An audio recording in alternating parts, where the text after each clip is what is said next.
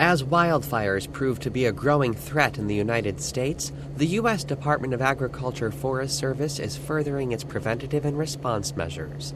The USDA's wildfire crisis strategy aims to safeguard communities by increasing fuels treatments, promoting community readiness, and supporting post-fire recovery and restoration.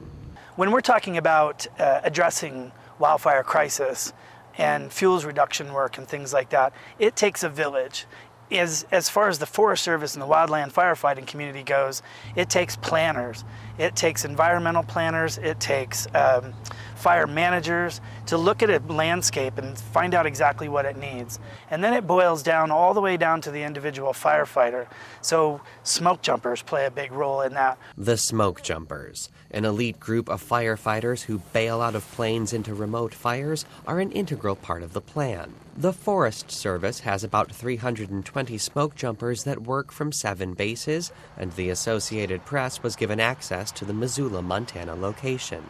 Smoke jumping was created to be able to insert wildland firefighters into areas of the forest that are remote and either unable to be accessed by foot or vehicle, or would be untimely to do so. So let's say there's lightning that comes through the area and there's remote wildfires, we can get there quickly. A smoke jumper fire call begins with a request arriving at the dispatch office.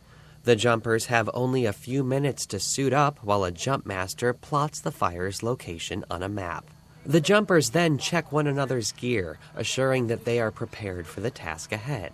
Ideally, the plane carrying the crew will be in the air within 10 minutes. The gear weighs around 80 to 90 pounds and is packed with necessities to last them 3 to 4 days on the ground. While on the ground, the plane circles back to drop off other supplies, upping their pack-out weight to nearly 140 pounds. When we initially fly to the fire, we are looking at how we can safely get in, but we're also already looking at potential ways for us to get out. If the fire stays at the same footprint that it is, potentially we can walk that ridge out to a road that maybe we saw. Or there's a river down at the bottom. Can a jet boat get to us?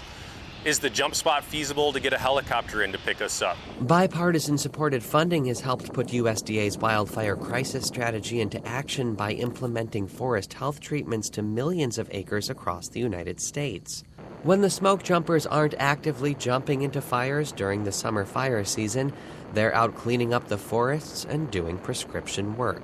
Funding through the bipartisan infrastructure law, the Inflation Reduction Act, those types of funding mechanisms have been instrumental to us to be able to have the resources available to hire staff, to have more cross-boundary work with our partners, state agencies, local agencies, all the way down to the homeowner, to have that resource to be able to address these catastrophic fires on a much larger landscape scale. But even as the Forest Service is amping up its preventative and response efforts, a labor shortage looms over the industry.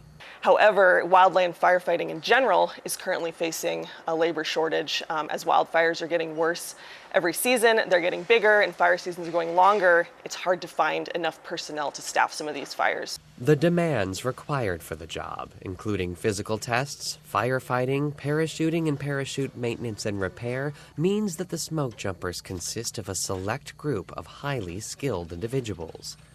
After all, parachuting into a wildfire is not for the faint of heart, and certainly not for the underprepared.